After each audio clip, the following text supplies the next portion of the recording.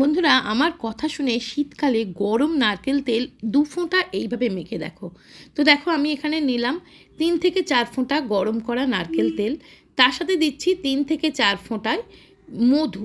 মধু আমাদের স্কিনকে হাইড্রেট রাখে, একটা গ্লেজ এনে দেয়, চকচকে ভাব এনে দেয়। আর দিলাম 3 থেকে 4 ফোঁটা লেবুর রস। প্রত্যেকটা জিনিস খুব ভালো করে মিক্স করে নেবে, আর তার সাথে দেবে 3 থেকে 4 ফোঁটা গোলাপ জল।